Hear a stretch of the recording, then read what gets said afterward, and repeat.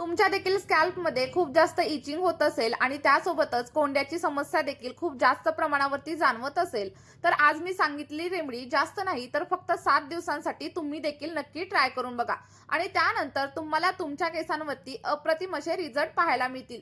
मी देखील ही रेमेडी फक्त 7 दिवसांसाठी ट्राय करून बघितली आणि त्यानंतर केसांच्या सगळ्या काही समस्या हळूहळू कमी झाल्या. बघा, लोक म्हणतात केस वाढण्यासाठी महिनोन-महिने लागतात, पण मी फक्त काही दिवसांमध्येच माझ्या केसांची लांबी वाढवलेली आहे.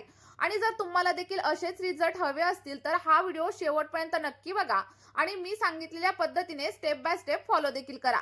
ज्या लोकांनी आपल्या या रेमेडीचा वापर केलाय त्यांना खूप छान असे रिझल्ट मिळालेले आहेत आणि त्यांनी त्यांचे फीडबॅक देखील माझ्यासोबत शेअर केलेले आहेत. चला तर मग आता जास्त वेळ न घालवता आपल्या व्हिडिओला आपण सुरुवात करूया. त्या अगोदर तुम्ही हा व्हिडिओ नक्की कुठून पाहताय कमेंटमध्ये सांगायला अजिबात विसरू नका. तर बघा, आपली आजची ही रेमेडी बनवण्यासाठी सगळ्यात पहिल्यांदा तुम्हाला जाड बुडाच्या भांड्याचा वापर करायचा आहे. तुमच्याकडे जे कोणतं भांडं असेल त्याचा वापर तुम्ही नक्कीच करू शकता. फक्त एकच गोष्ट लक्षात ठेवायची, ॲल्युमिनियमचा वापर आपल्या या रेमेडीसाठी अजिबात करायचा नाही. आणि त्यानंतर साधारणतः 1 ग्लास एवढं फिल्टर केलेलं पाणी आपल्याला इथं वापरायचं आहे. आणि जर तुमच्याकडे फिल्टर केलेलं पाणी अवेलेबल नसेल तर जे तुम्ही पिण्यासाठी पाणी वापरता त्याचा वापर केला तरी देखील चालेल. फक्त बोरिंगच्या पाण्याचा किंवा मग खाऱ्या पाण्याचा वापर आपल्या केसांसाठी अजिबात करायचा नाहीये.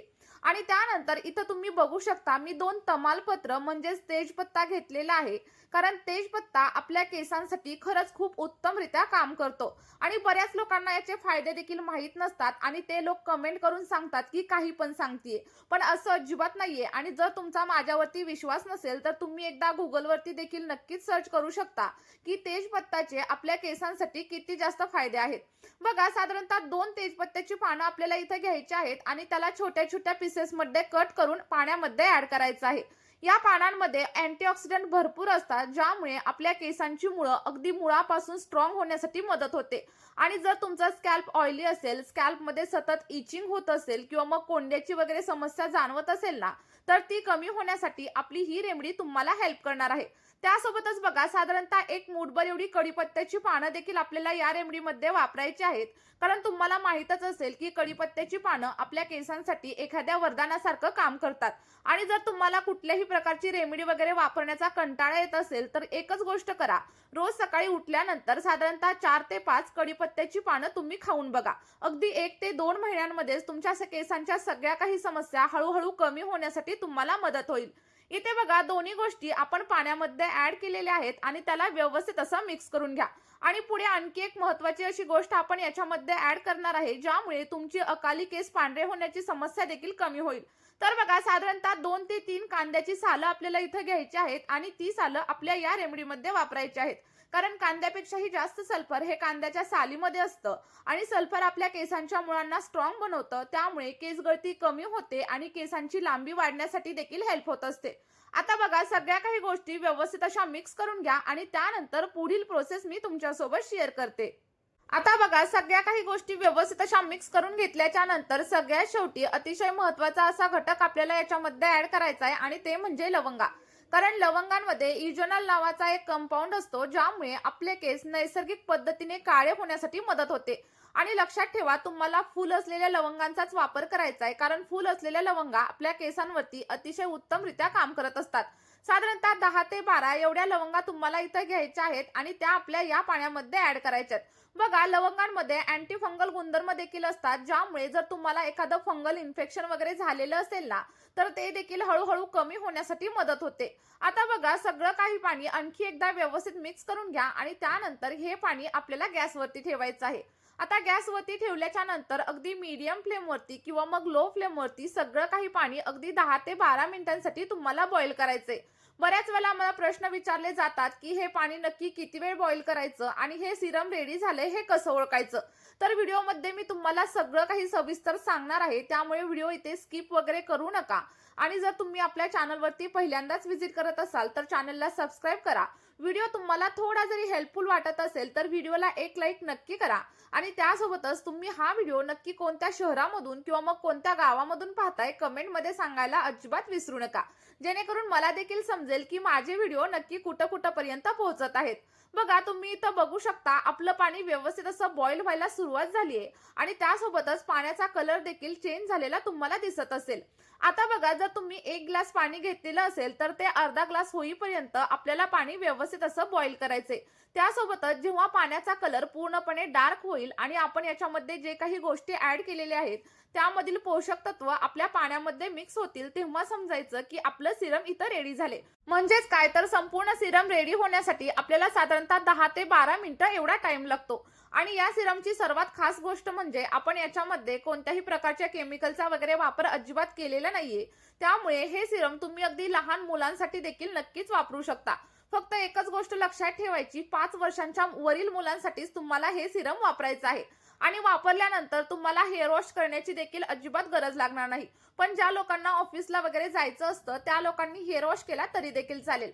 आता तुम्ही इथं बघू शकता, साधारणतः 10 ते 12 एवढी मिनिटं झालेली आहेत आणि आपलं सगळं काही सिरम इथं रेडी झालेलं आहे. आता सिरम रेडी झाल्याच्या नंतर आपल्याला गॅसची फ्लेम पूर्णपणे बंद करायची आहे आणि त्यानंतर हे सगळं काही सिरम तुम्ही थंड होण्यासाठी ठेवून देऊ शकता किंवा मग गरम असताना देखील गाळून घेतलं तरी देखील चालेल. फक्त एकच गोष्ट लक्षात ठेवायची, गरम असताना कोणतीही गोष्ट आपल्या केसांवरती अजिबात अप्लाय करायची नाहीये. इथं तुम्ही बघू शकता, एका गाळणीच्या साहाय्याने मी सगळं काही सिरम गाळून घेणार आहे. तुम्ही गाळणीने गाळू शकता किंवा मग एखाद्या कॉटनच्या कापडाने देखील व्यवस्थित गाळून घेऊ शकता. आणि बघा, गाळून झाल्याच्या नंतर आपलं सिरम इथं पूर्णपणे रेडी झाले. आता हे केसांवरती कशा प्रकारे अप्लाय करायचं, आठवड्यामधून किती वेळा या सिरमचा वापर आपल्या केसांवरती करायचा आणि त्यानंतर हेअर वॉश कसा करायचा, या सगळ्या काही गोष्टींची उत्तरं मी व्हिडिओमध्ये तुम्हाला देणार आहे. आता इथं बघू शकता, आपल्या सिरमला किती छान असा कलर आलेला आहे आणि हाच कलर तुमच्या केसांवरती देखील येणार आहे. जर तुमचे केस अकाली पांढरे वगैरे होत असतील किंवा मग तुमच्या मुलांचे केस अकाली पांढरे होत असतील, तर तुम्ही या सिरमचा वापर नक्कीच करू शकता. आणि सिरमचा वापर केल्यानंतर अगदी 2 ते 3 महिन्यांमध्येच तुम्हाला तुमच्या केसांवरती अप्रतिम असे रिझल्ट पाहायला मिळतील. त्यामुळे मी सांगितलेल्या पद्धतीने तुम्ही देखील हे सिरम नक्की बनवा आणि तुमच्या केसांवरती वापरायला सुरुवात करा. बघा, बरेच लोक काय करतात, रेमेडी अर्धवट बघतात आणि त्यानंतर रेमेडीचा वापर करतात आणि मग त्यांना हवे तसे रिझल्ट त्यांच्या केसांवरती अजिबात मिळत नाहीत आणि मग तेच लोक कमेंटमध्ये येऊन म्हणतात की आम्हाला तर काहीच रिझल्ट भेटला नाही. तर असं अजिबात करू नका. रेमेडी व्यवस्थित पहा आणि त्यानंतर केसांवरती अप्लाय करायला सुरुवात करा. आता बघा, पहिल्या पद्धतीमध्ये तुम्हाला हे सिरम केसांवरती अप्लाय करायचंय आणि आता मी तुम्हाला दुसरी पद्धत सांगते. तर त्यामध्ये शॅम्पू करण्याची जी काही पद्धत आहे ना, ती मी तुमच्यासोबत शेअर करणार आहे. बघा, शॅम्पू करण्यासाठी आपल्याला काय करायचंय, तर एका बाउलमध्ये साधारणतः अर्ध्या लिंबाचा रस आपल्याला ऍड करायचा आहे आणि लिंबाच्या रसामुळे आपल्या केसांमधील कोंडा कमी होण्यासाठी मदत होते. त्यासोबतच जर तुमच्याकडे रोज वॉटर म्हणजेच गुलाबजल असेल ना, तर साधारणतः 2 चमचे एवढं गुलाबजल देखील आपल्याला या शॅम्पूमध्ये ऍड करायचे. कारण बघा, रोज वॉटरमुळे ऑइली स्कॅल्पची समस्या हळूहळू कमी होण्यासाठी मदत होते आणि त्यासोबतच जर तुमच्या स्कॅल्पमध्ये एखादं फंगल इन्फेक्शन वगैरे असेल ना, तर ते देखील कमी होण्यासाठी मदत होत असते. आता बघा, रोज वॉटर ऍड केल्याच्या नंतर आपल्याला याच्यामध्ये आपण जे काही सिरम रेडी केले ना, ते सिरम साधारणतः 8 ते 10 चमचे ऍड करायचं आहे. आता या सिरमचा वापर मी तुम्हाला 2 वेगवेगळ्या प्रकारे सांगितला आहे. पहिल्यामध्ये काय करायचंय, सिरम डायरेक्टली तुम्हाला स्कॅल्पवरती अप्लाय करायचंय, मसाज करायचा आहे आणि 2 तासांसाठी तसंच ठेवून द्यायचंय. आणि दुसऱ्या स्टेपमध्ये आपल्याला शॅम्पू करण्याची योग्य पद्धत मी तुमच्यासोबत शेअर करत आहे. बघा, साधारणतः 8 ते 10 चमचे एवढं सिरम मी याच्यामध्ये ऍड केलेलं आहे आणि त्यानंतर तुम्ही तुमच्या केसांसाठी जो कोणता शॅम्पू वापरत असाल ना, तो शॅम्पू आपल्याला या पाण्यामध्ये ऍड करायचा आहे. फक्त एकच गोष्ट लक्षात ठेवायची, जास्त केमिकल असलेला शॅम्पू अजिबात वापरायचा नाहीये. तुमच्या केसांना जो शॅम्पू सूट होत असेल ना, तो वापरला तरी देखील चालेल. आणि बघा, शॅम्पू ऍड केल्याच्या नंतर आपल्याला सगळं काही मिश्रण अगदी 1 ते 2 मिनिटांसाठी व्यवस्थित असं मिक्स करून घ्यायचं आहे. आणि मिक्स झाल्याच्या नंतर या शॅम्पूने तुम्हाला आठवड्यातून फक्त 2 वेळा हेअर वॉश करायचा आहे. बघा, मी सांगितलेल्या पद्धतीने तुम्ही हे सिरम आणि सोबतच शॅम्पू करण्याची पद्धत जर फॉलो केली ना, तर अगदी 1 ते 1.5 महिन्यांमध्येच तुम्हाला केसांची कोणतीही समस्या असू दे, सगळ्या काही समस्या हळूहळू कमी होण्यासाठी मदत होईल. त्यामुळे मी सांगितलेल्या पद्धतीनेच हे सिरम आणि शॅम्पू तुम्हाला बनवायचा आहे आणि मी सांगितलेल्या पद्धतीनेच वापरायचं आहे. जर तुम्ही असं केलं तर त्यानंतर तुम्ही बघाल की तुमचे केस अगदी खांद्यापासून ते कमरेपर्यंत लांब झालेले आहेत. सोबतच जर केस अकाली पांढरे वगैरे होत असतील ना, तर ते देखील हळूहळू कमी होईल आणि त्यासोबतच इतर कोणत्याही केसांशी संबंधित समस्या असतील तर त्या देखील कमी होण्यासाठी मदत होईल. त्यामुळे तुम्ही देखील या रेमेडीचा नक्की वापर करून बघा आणि त्यानंतर तुम्हाला जे काही रिझल्ट भेटतील ते माझ्यासोबत कमेंटमध्ये शेअर करायला अजिबात विसरू नका. आणि जर यामधील कोणत्याही गोष्टींची तुम्हाला ॲलर्जी वगैरे असेल तर एकदा पॅच टेस्ट नक्की करा आणि त्यानंतरच रेमेडी केसांवरती अप्लाय करायला सुरुवात करा. चला तर मग या व्हिडिओमध्ये आपण इथेच थांबूया. भेटूया अशाच एका नवीन व्हिडिओमध्ये आणि एका नवीन अशा नैसर्गिक रेमेडी सोबत. आपला हा व्हिडिओ तुम्ही शेवटपर्यंत पाहिल्याबद्दल खूप खूप धन्यवाद. बाय.